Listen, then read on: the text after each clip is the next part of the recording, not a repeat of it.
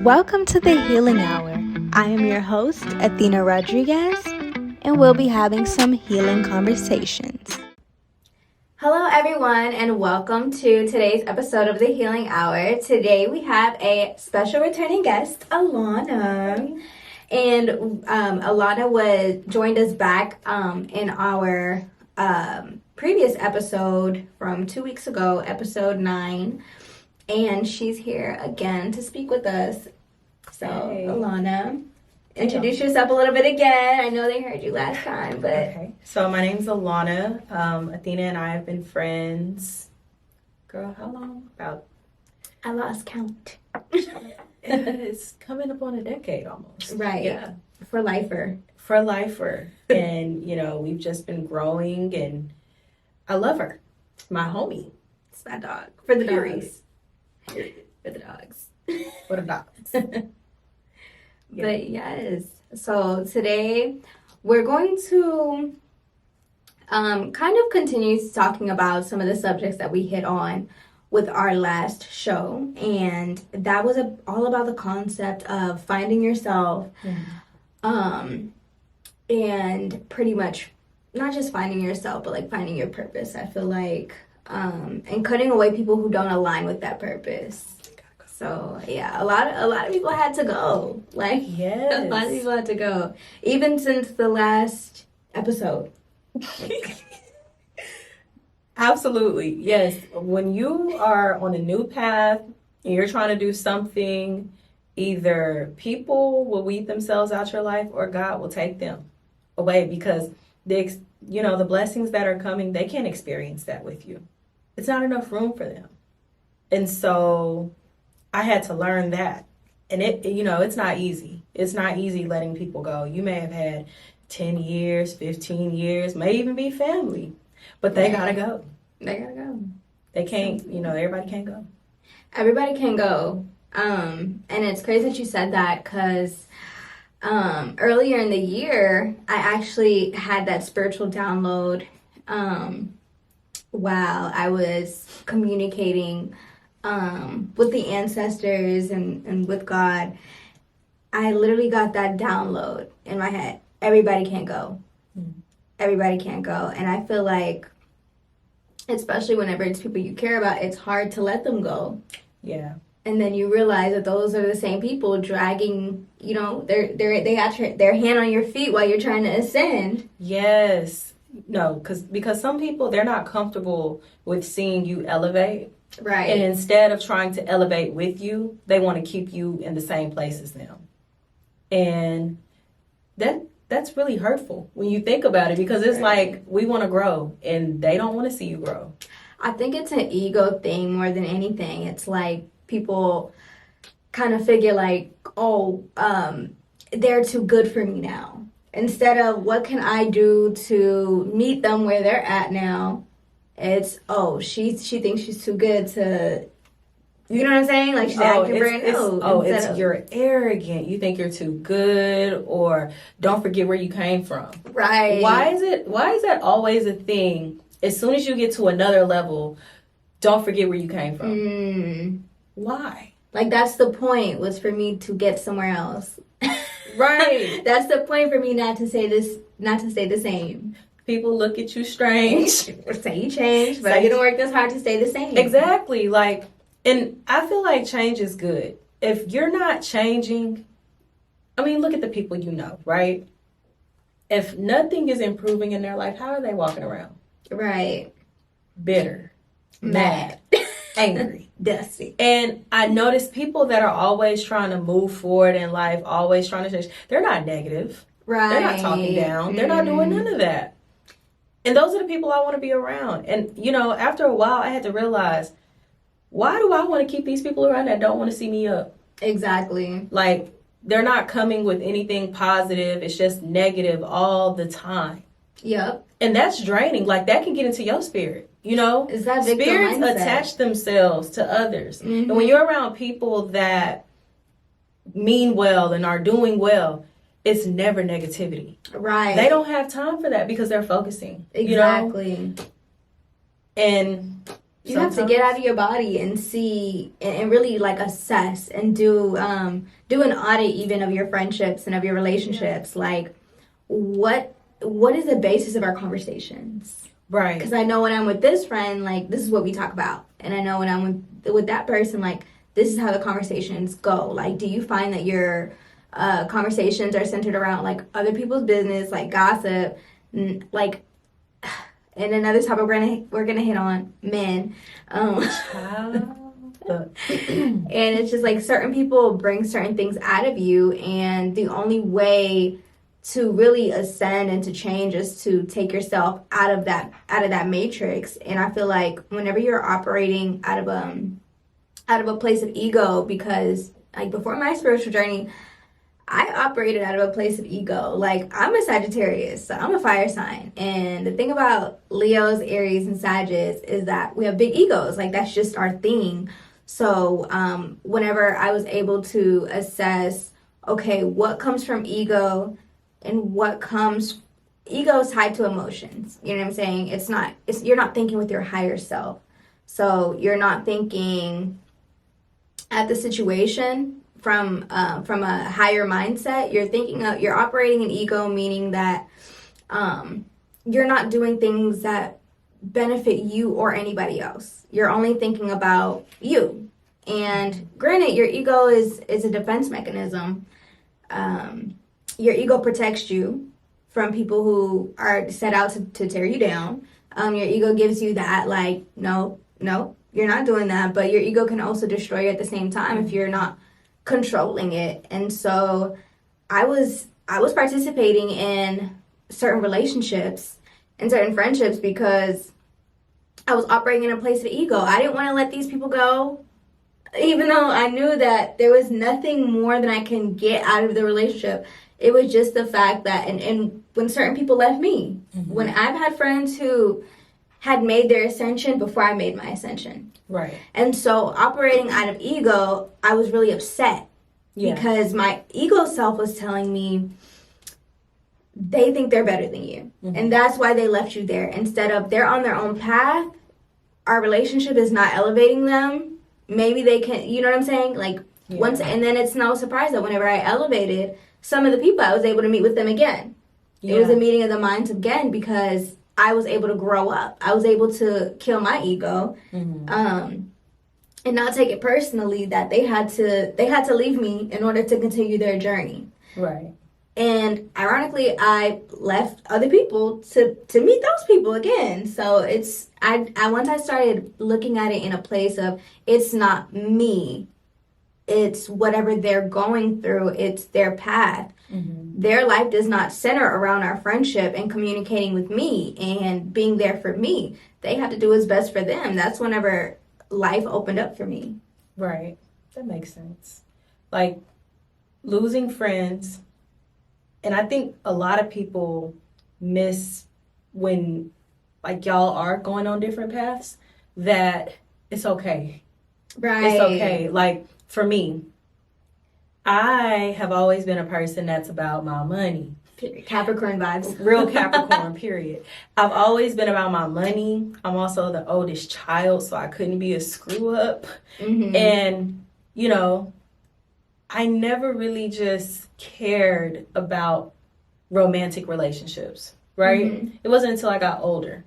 And I used to have friends that's all they talked about. Yeah. And so if you have people that are always centering relationships and men, you're going to clash with a person like myself, like yourself, because that's not my main focus. That's not my main goal.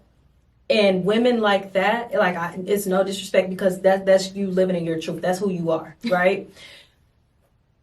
I could not stay friends with people like that because we have nothing to talk about, you know? I'm trying to do more than just have a man in my face. I mean, it's nice. Don't get me wrong. It's nice. It's nice to have a man and then put them back on the shelf when it's time to go back on the shelf. I feel like it's very important to pour into yourself instead of just pouring into a man because men They gonna do what they need to do. They're okay, gonna do what they need to do regardless. They because at the end of the day, men don't think with a scarcity, mindset. Right. They always know women will always be there. Yep. Women will always be there. It don't matter how fugly that man is. He just knows there's another desperate woman waiting around the corner. Period. And that's fine. He can go find her. But I can't get down with just focusing solely on men. And when I got out of a relationship, that is when I was able to focus on myself 24/7.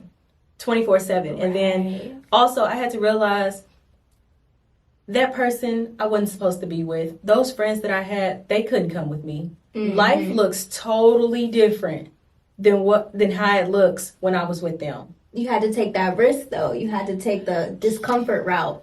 It was very uncomfortable. I lost people that I grew up with.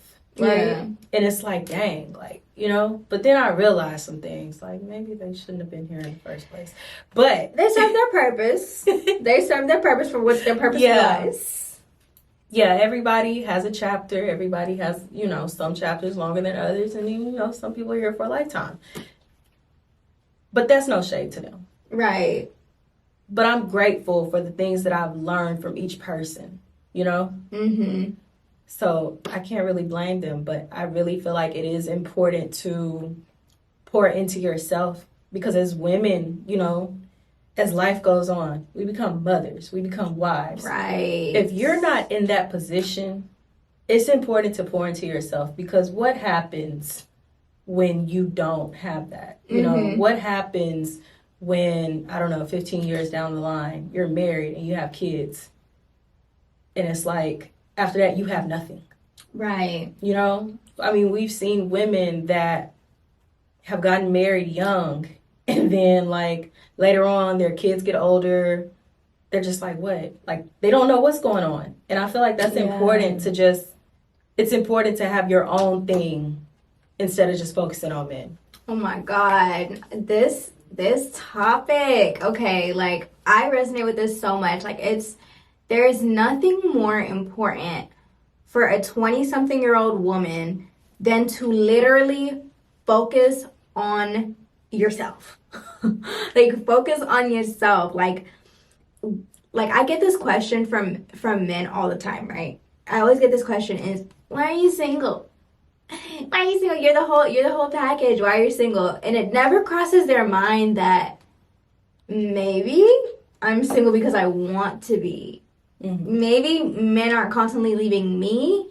Maybe I'm constantly leaving men who aren't fulfilling me in the ways that I need to grow. Maybe the more I grow, the more a man, whatever man I'm dating at the time, isn't willing to grow with me. And so then I leave him, right? Right. We always assume that whenever a woman's single, it's because she can't keep a man.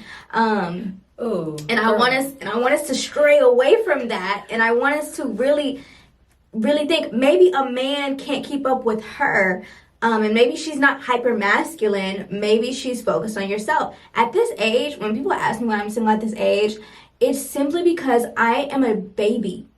I'm a child. I'm not gonna sit here and be a child bride. I've been proposed to plenty of times. It's not a flex. I'm going through a couple rings, but at the end of the day, it's at 24 years old. Yeah. At 24 years old, men are not and should not be my main focus. My main focus is to get to my higher self so that I can attract the highest of the high men, not just financially, but spiritually, emotionally, mentally, mature men. Because if I settle down at this age, if I settle down right now, even though love feels good and I love being in love, I'm shortchanging myself. I'm a baby and I need to focus on raising myself right now. I feel that. Yeah, it's like we said, focus on yourself. Keeping a man is not, it's not the flex people think it is. Anybody can keep a man. Anybody can keep a man. You just gotta let him dog walk you. Yeah. And I notice a lot of women that love saying that, oh, you can't keep a man. What do y'all have going for yourself? Mm-hmm. 9 times out of 10, most women that love to throw in other people's faces, oh, you can't keep a man, you can't keep a man. What do they have going for themselves? You know? Like, that's all you can say you've done? That's where are your accolades? You know? Who are you outside of this man? Who are you? Like, no personality. And my man. Yeah, my man. But and that's not to say that, you know, that's and I don't like to entertain the gender war because we both need each other, but at a certain point, right? Yeah. So it's not to say that it's not to say that you're never gonna need a man, but there's just certain phases in your life to where you need to be in the front seat, not a man. You need to steer your own wheel, not a man. These 20s. Yeah, you're needing a man before you're a finished product, and that's where the problem is. It's not like, oh, we don't need men. Like, yeah, because when a relationship is done correctly with two evolved human beings, it's beautiful. Yeah. But when you're trying to climb, you know what I'm saying? Like, and women, we have this like nurturing trait, right? Right. To where, like you were saying, like, we become mothers and we become big sisters and things. And so we start looking after people before ourselves. Right. And so naturally in relationships, most women put themselves on the back burner and put their relationship. I'm guilty of this. And that's why I say I'm so like intentionally single right now, because I just can't afford to do that. When I have to grow so much, I can't afford to put all my eggs in their baskets. Right.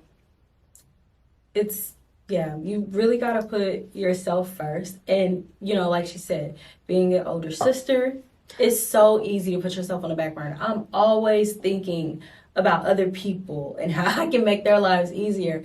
And it wasn't until like this week where I was like, okay, I need my own space. Right. I need to be by myself.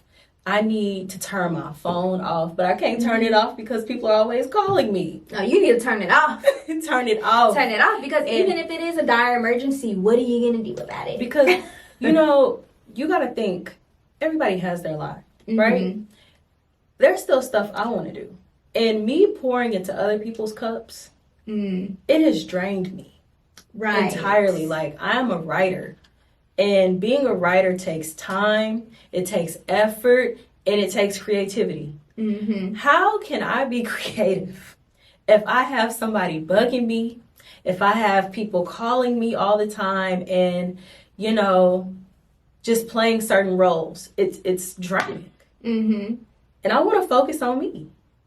As you should, unapologetically. And people will try to make you feel bad for that. Like, you know, oh, all of a sudden you're masculine. You're selfish. Or you're selfish. That's a compliment these days. Yeah.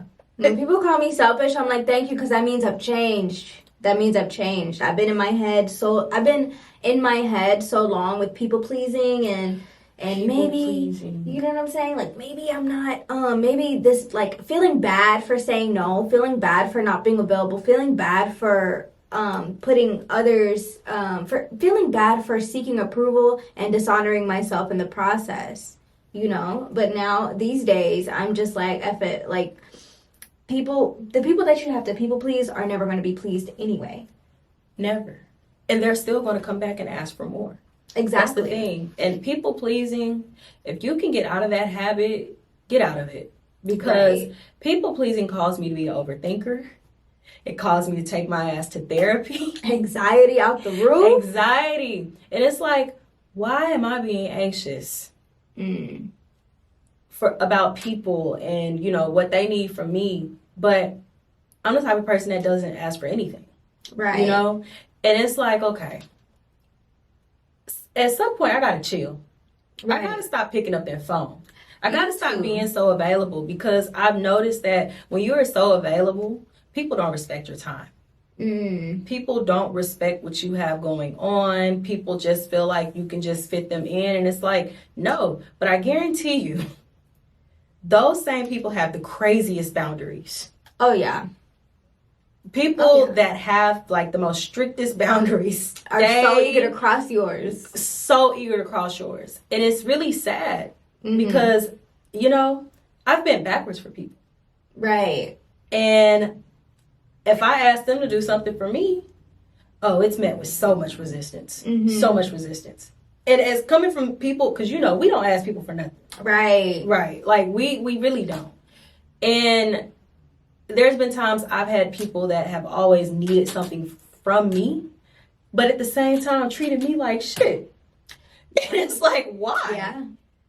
Like, why is that a thing? Like, the main people that always need something are the main ones that treat you like crap. But the people, like you said, the people that could, don't. Because they care. Yeah. They're afraid to ask you to stretch yourself thin. And if they are asking, it's out of a place of actual need and not a place of using. Like, I'm going to ask her because I know she's going to do it. Right. I know she's available. This, that, and the third. Like, me personally, because I am an overthinker and I am anxious, I don't like to inconvenience no one. Right. But you have people, they don't care.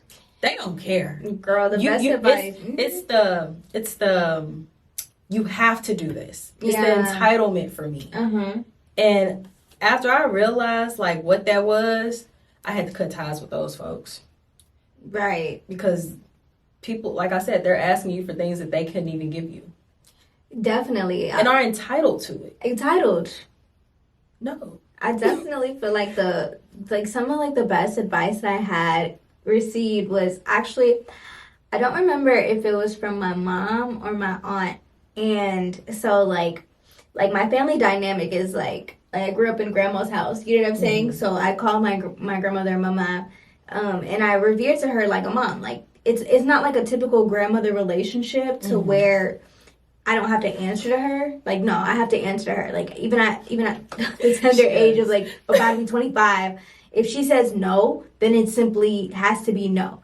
So it was like a couple years back, and like I said, I don't remember if it was my mom or my aunt, but they were like, do you know why your grandmother is constantly asking a lot from you and like judges every little thing you do and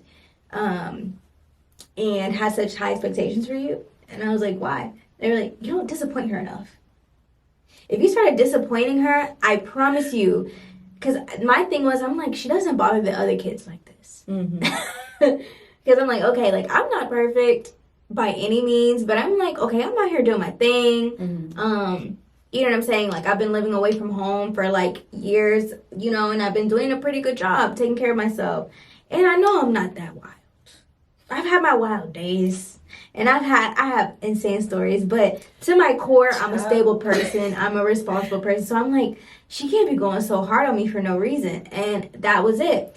They told me to get used to disappointing her because she's going to stop expecting top-tier treatment if you start disappointing her. And so I took that and I started applying that during my healing journey and my interactions with people. It's just like sometimes as a people pleaser, that shit, like I couldn't even fathom like disappointing her because like fearing the consequences, but that's just people pleasing. Facts. In reality, it's gonna be okay. Like she's not gonna kill you. Oldest sister syndrome. Right, but it's like, let me start disappointing. So let the disappointment begin, not just with my grandmother, but everybody, just so they know that like she's not you know what I'm saying, good old faithful all the time. Like disappoint some people. But you know what? I'm going to be real with you. Being the family disappointment is not that bad because you start from rock bottom, right? They don't ask you for nothing. They don't ask you for nothing. They don't expect nothing. You like the pressure, as you want. The pressure isn't as high. If you grew up, and I'm not perfect either, but quote unquote the poster child, you can't screw up. Excellence is expected from you all the time, and that puts a lot of pressure on you. That's why, like, I'm low-key jealous of the screw-up in the family because they can always change. Right. If you were the person that's always had your stuff together, do you know the amount of shame, the amount of guilt that's going to be placed upon you? The screw-up in the family? Okay. To this day, I'm afraid of having kids at 25 years old. I'm about to be 25 in a couple months.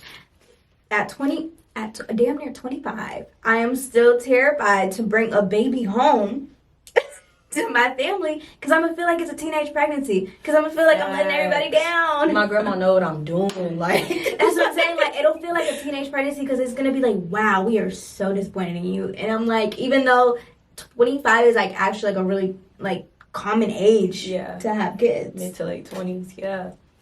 I mean, I still feel that way. I'm 27, and you know, my brother, he has a baby on the way, and I was like, wow, like, what is going on? Children having children, babies having babies, and I'm like, babies. That's just not my path right now. Yeah, and I've noticed that, you know, because in society they'll try to make you feel bad because you are career focused. You're focused on pouring into yourself. But it's like, no, it's just not my path. Because I feel like if God wanted me to be in that position, I would have been in that position. Exactly. Hello, everyone, and we are back. Hey. And so we talked a little bit about learning how to disappoint people, taking your time as your time and not sharing it with others, being selfish. And I really want to talk about the Barbie movie, y'all. I feel like the Barbie movie, every woman needs to see the Barbie movie, period, of all ages. Yes. It was so real. It was so raw. And there were so many messages that hit for women of all classes, all races, all everything. And the major theme for me, and I want to see your point of view too, Lana, but I feel like the major thing that I got from it was to decenter men from your life. Because whenever it was just like Barbie was focused on Barbies, right? They were doctors. There was a women president. Like they were Barbies living up to their full potential, driving their own convertibles, living in their own houses, dream houses. Exactly. Okay, period. Until the Kens decided that they were going to brainwash the Barbies into making them the focus of the Barbies' lives. And so the women started. They didn't hold positions of power anymore. Then they started being the bottle girl Barbies, which there's nothing wrong with being a bottle girl, but it was just funny that they threw that in there. And we started having working in industries, serving men, catering to men. They didn't have their own houses anymore, and they didn't know who they were, and they didn't have their own aspirations. And it's such a parallel to what we have going on right now. Like, what was your main takeaway from the Barbie movie? Child, you know I'm gonna break a movie down if I do anything. We got a director in the house. So, I really liked the Barbie movie. I liked that women had their own. I really love to see women be bosses. I think it's beautiful. I also liked how Ken and Barbie left what was no longer serving them. I feel like as a society and as people, we tend to stay in situations that no longer serve us. Right. And it's not healthy. Like Ken was like, I really don't want to run anything. I just like horses. And Barbie was like, okay, this is getting old. Okay, I need something new. And I feel like that's a good way to know like when you need to pivot. Right. When you need to leave a job, when you need to leave a relationship, when you need to get rid of friends. And I really like the Barbie movie also because it was just empowering, oh Lord, I can't speak, empowering to women. And, you know, it just showed them you can be more than just being a man's face. Like Barbie was not worried about Ken. You know, and you know what? One thing that my mom and any other women in my family has told me is do not chase men. Men should be chasing women, right? And that's how you end up with men who don't like you. Right. And I just really like that Barbie was focused on what she had going on. And when you do that, you see how she was living. She had her own house, her own car, her dream house. A dream. That's hers. Doing it up. She had her own little sliding down driveway, convertible drop top. Period. In the Chanel. And the Chanel. Did you meet the Chanel? Did you meet the Chanel earrings? The Chanel. Period. In her own money. And I really like that Barbie. I didn't know the full story of Barbie. You know, we just grew up with Barbies. And I thought it was so funny they had the pregnant Barbie in there because I got one year, and my mom cussed her friend the hell out and threw away the pregnant Barbie because hey, Barbies are cheap. Her friend thought it would be funny because my mom had me as a teenager. She was like, "Oh, I'm pregnant Barbie, pregnant teenage Barbie, just like you." My mom's like, I never got to play with her. Child, I had a black Barbie. I had a Beyonce Barbie. I'm screaming. Where'd you get that from, Girl? That's Texas for real. Because how do you find a Beyonce Barbie? No, Destiny Child had Barbies. Like, yeah, I had the Beyonce They didn't have Barbie. them in Boston. I don't know, but then I am a little older than you. So. True. I had to be 6, so you had to be 3, girl. You was not playing with the Barbies. Girl. But I also like how Barbie goes against just straight up gender roles because it was the baby doll at first. Right. It was. And then, because if you think about it, the toys that we grew up playing, like, girl, I had a little easy bake oven. Right. I had a vacuum cleaner. And I'm just trying to figure out, why are y'all letting these little 3-year-olds play with vacuum cleaners? What is fun about pushing a vacuum cleaner? And the little boys, they had fun stuff. They had fire trucks, dump trucks. It's really wild what we used to play with as kids.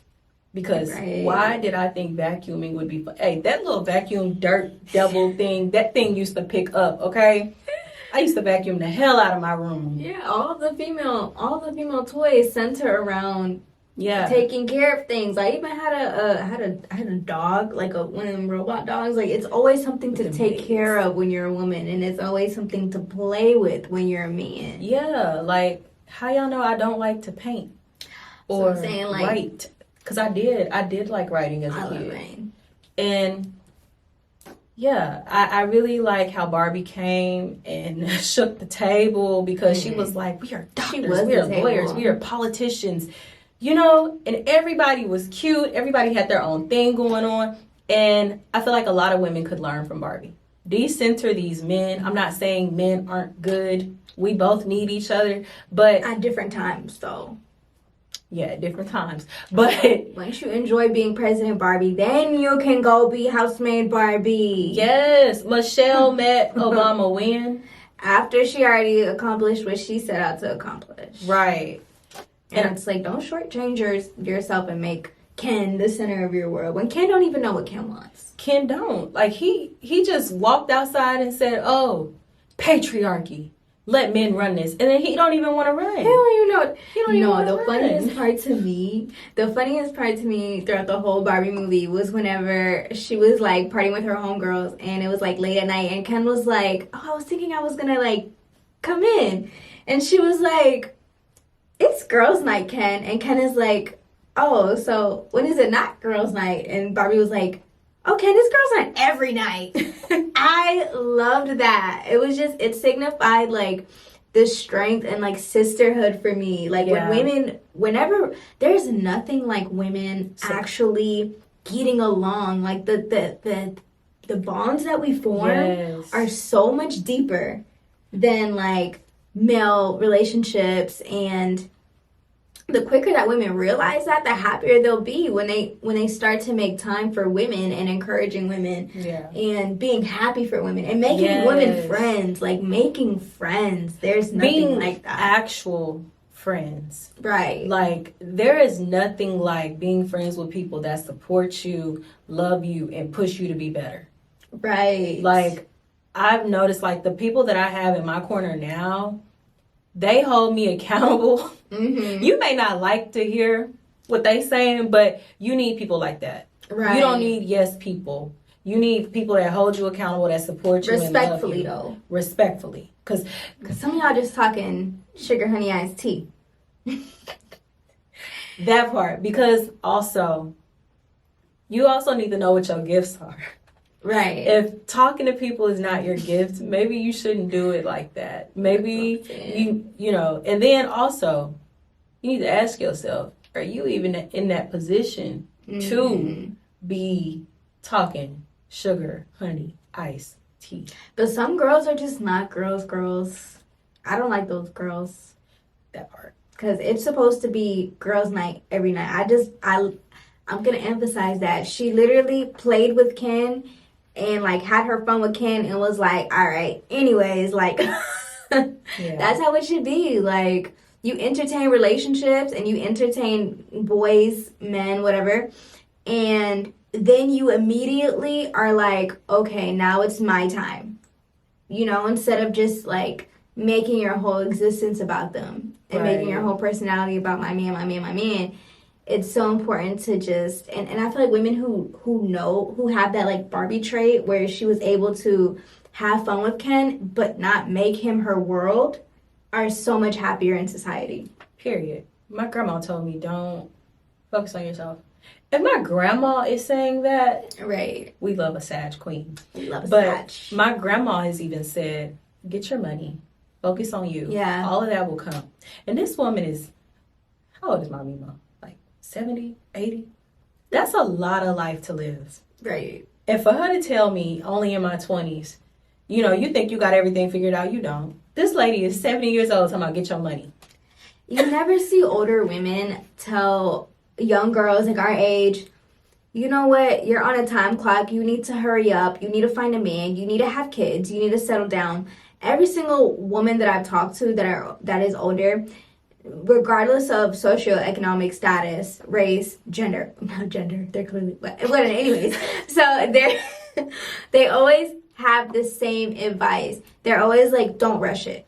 No. Don't rush it. That's why I make it a point. Don't rush it. If a relationship doesn't work out, I'm not rushing it. Men love to convince you that if you're not like on the hunt to find a man, like in your early 20s, that you're gonna be that you're gonna die old and alone. Like, that's not the case. There's you have so much time, and now whenever I do decide to put myself out there for a husband to find me, because baby, I'm still not going to go look for a husband. He who finds a wife finds a good thing. Period. It's not gonna be on the basis of survival or anything. It's gonna be purely, I have everything I need, so what are you gonna bring to the table that I don't already have? Right. You know, it's not gonna be survival. It's not gonna be on some sprinkle, even though I love Shira. I love Shira 7. Shira, I like her, but she also said, when you pour into yourself, focus on yourself, you know, have your own money, how much taller would you walk if you know you don't need someone? You just know. Like, you want them. You don't need them.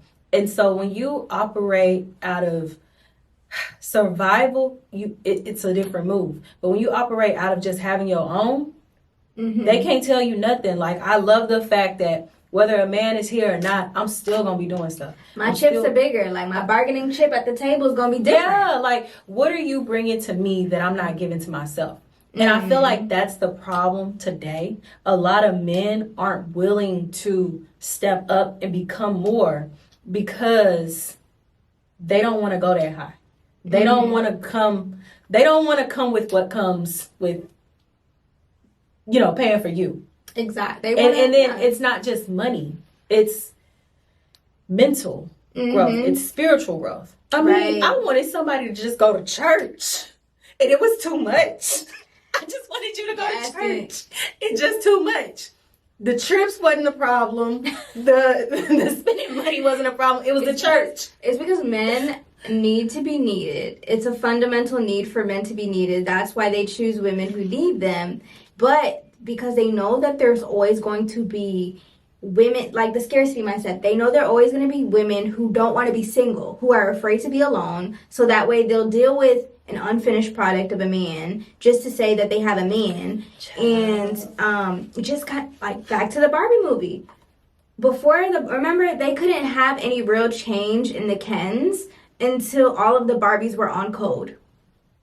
When half the Barbies were still my man, and half the Barbies realized who they were, they know that like Ken can keep switching them out.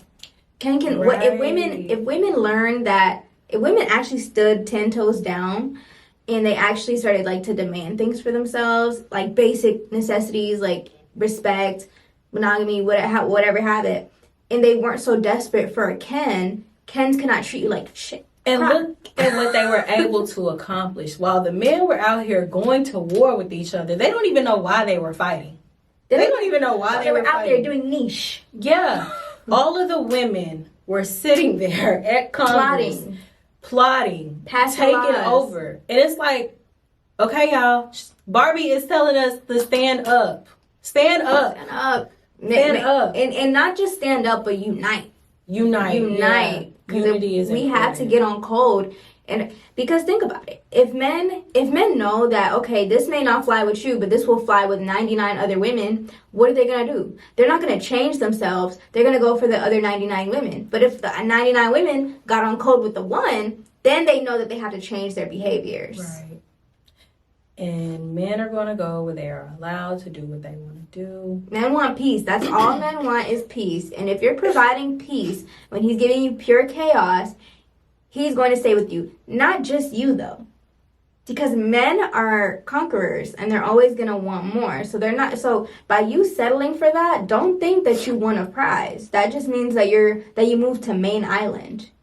There's still going to be other women on Fantasy Island that he's going to go row his little boat to whenever he gets bored. So stop settling thinking that, stop dating with a scarcity mindset. Stop dating thinking that this is the only man who's going to love you. Because every single relationship, Alanna, and I've been to you about my relationships. Every single relationship I get into, and I know y'all are listening because y'all don't stop stalking me. y'all always say, no one is going to love you or treat you the way that I treat you. If all three of my relationships have said that, there's a common denominator there. Somebody will do that. You know what I'm saying? Like, I don't date with a scarcity mindset in a sense to where like, dang, nobody is going to love me how this one guy said he's going to love me. No, because the next guy says the same thing. Because why? Because he's into me just like the last one. Because it's who you are as a person. It's your energy and your vibe. Like, you're not the only one that's going to see my energy and my vibe and really vibe with it. So it's like, get right or get left. Yeah. And you wouldn't be going through this if you would have just got right. Yeah, but the other Barbies don't make the Kens get right. Decrepit Barbie, lame Barbie, pick-me Barbie.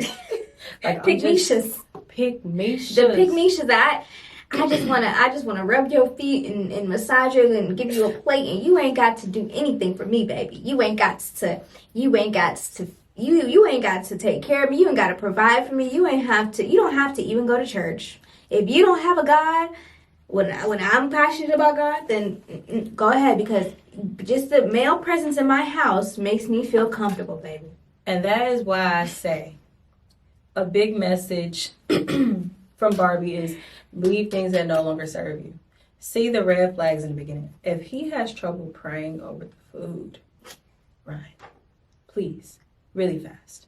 If ain't no leadership in that house, ain't no God in that house. Yeah. And I mean, if you grew up like that, or if like you grew up in church and you get with somebody that did not grow up in church, just leave them alone. Because at my church, they were talking about, they was like, you got to be with people that are equally yoked. Equally yoked. Because if they're not, it's just going to cause you stress. It's just going to cause so much chaos because they aren't like you. And that's okay. Go let them find somebody that's like them. Because I'm telling you, not knowing how to pray over food is wild. How you don't know how to tell God thank you? That just goes to show that you don't have a strong relationship, or a strong spiritual foundation is perhaps like the most important thing that I look for now in a man. Because if they don't have anybody to answer to, imagine how they're about to do you. Like, just let that sink in. Like despite whatever God he answers to, if he doesn't have one spiritual master, one spiritual being that he answers to, he's going to the things he's going to do to you. Because there's no consequences for his actions. He thinks that he's gonna die and that's it. He's not thinking of the consequences of his action. I know women, we love to, well, y'all love to, I'm kidding. I've been a Barbie the Builder before. Bro, no. We're all guilty. We listen. But you can't build no spiritual foundation on no man. As a finished product. You will know if somebody wants to elevate by their conversation and by their actions. Yeah. Sometimes you can meet people and they just tell you what you want to hear. Like, right. For instance, myself, I'm always trying to do something else to the point where it's really freaking tiring. You know this. You can meet someone and they'll be like, yeah, I'm trying to do this, I'm trying to do that. 6 months down the line, they're still doing the same thing. No progress, no nothing. They're not even talking about it no more. It was just something to get you. Yeah. You will know because they will be so busy focused on that one thing that they say they're trying to do. Girl. So do not be Bob the Builder. Would you not build men up? What we can do is come build and build together. But right. I'm not finna be on level 10 and you on level 3. I'm not, no. Because, you know, people will have something to say about that. I don't care. But I worked hard to get the level 10. Right? I'm trying to get to level 15. And you on level 3. And I think the thing about that is like by the time because a lot of women, and I suffered from this myself, because a lot of women fall for the love bombing in the initial stages. Once a woman's in love, now you're trapped, right? So once you already fail your vetting process, you're already trapped. So now all there's left in the relationship is hope, right? It's sheer hope. It's sheer hope. So once the love bombing is gone, now we're just attached to what was and to be that feeling that we had in the beginning of the relationship. And so by the time that you realize that developmentally he's a 3 and you're a 7, you're trapped. So then you try to make him a 7. And by you trying to make him a 7, you're really making yourself a 5. Girl, you're gonna be a 2. You're really making yourself. You're gonna be a 2. I want to give it a 0, but since I can't, you know, I'll give it a 2. Okay, think about it. Let's do some math. You gotta meet him down there, 7, so you're right? Like. He had 3, so I already subtract that, right? Okay, so boom, you pouring into him physically, spiritually, mentally. Girl, really, you a 1.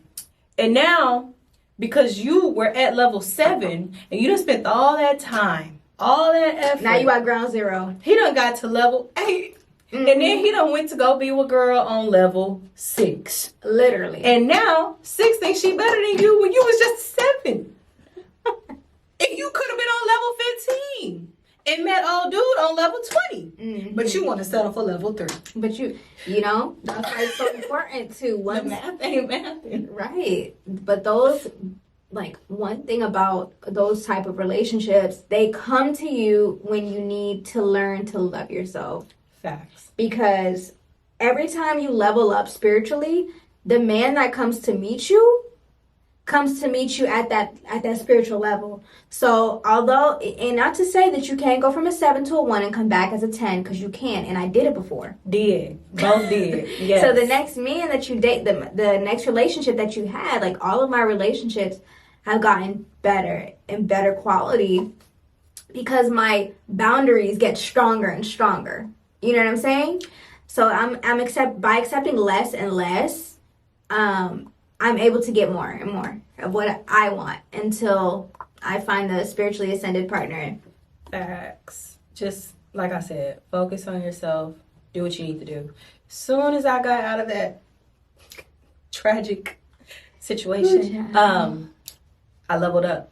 Got a better job. I got a trainer. Mm-hmm. I had took a break on my acting. Like, I was really going hard with my acting. And because I had someone in my face all the time, it had to get put on the back burner. And so, you know, to this day, I'm still pissed because, like, I could have been a lot further, right? Yeah. But I also have to accept that I needed to go through that. You needed to. I needed to go. Character development. Also, be mindful of what you ask God for at the beginning of the year. Because that year, in my journal, I wrote, God, I need growth. I don't want no more character development. I just want some prosperity. Do not pray that prayer if you're not ready to let those people go. And y'all know which prayer I'm talking about. Because God has a quicker delivery than Amazon Prime. Whenever you pray that prayer and you ask God, take anybody out of my life who is holding me back, who doesn't need any harm, He will instantly send you. He'll instantly send that sign. He'll instantly send you that download. See, look. I prayed that prayer on accident. I didn't mean for it to come out my mind when I was praying that night, but it did. 24 hours later, somebody had to go. Okay, be prepared to suffer. That same 24 hours after that, new job. Mm-hmm. So be careful.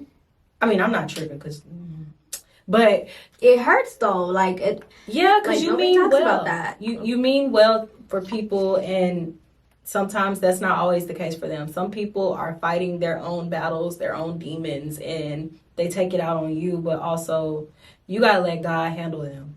Yeah, you gotta let God handle that, because where you are at, you shouldn't even be putting the energy to them. Mm-hmm. You shouldn't even be giving it to them, because you need to be focused on what you need to do. Right. So they can't come and experience these blessings with you. That's why God makes room for new people.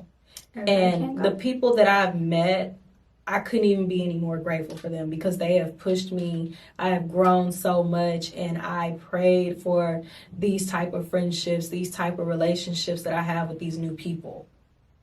Mm-hmm. And it makes me look back at the things that I accepted from people, and I'm like, what was wrong with me? What was I going through to think that this was okay for somebody to treat me like this? It's the type of spiritual consciousness that you were in at the time, and you know what I'm saying? You know what I'm saying? Not even just you, but all of us. While we're getting treated like that, we never look around and be like, oh, even if we do, this kind of is messed up. We're not willing to do anything about it. It's not until you reach that ascension to wherever you look back at the relationship and you're like, oh, I didn't deserve that at all. There's still things that I'm processing. I didn't do nothing. And sometimes I did do something. I'm able to take responsibility for my own things. Everybody hurts other people. You know what I'm saying? Point me to the perfect person. We're all the villain in somebody's story. Right. But some people make mistakes, and it's a mistake. Some people make mistakes out of good intention. And some people genuinely have bad intentions. And those are the mistakes that you cannot forgive, is the intentions in the people and the character behind those mistakes. But it's all part of a bigger plan. And once you're ready you know what I'm saying? Once we released control over our lives and let God do what God do, our lives became so much better. So much. But yes, this was such a good talk. It was. It was such a good episode. We're going to have a 3-peat. Period. We're going to have a 3-peat, because I enjoyed this so much. Yeah. Thank you so much, Alanna. And Alanna actually has some new projects. I can't even speak. Alanna has some new projects for us on the way. Yes. And so she'll tell you where y'all can follow her and things like that. Okay, so my Instagram is Giselle Blue, GISSELLEBLUE. And my Twitter is Dalanna Davis, DALANNAAAVIS and right now I am working on writing web series and short scripts, so they'll be out there soon. And we will be waiting. Y'all tune in. Yes, thank you all. And this was this episode of the Healing Hour podcast. Bye, you guys.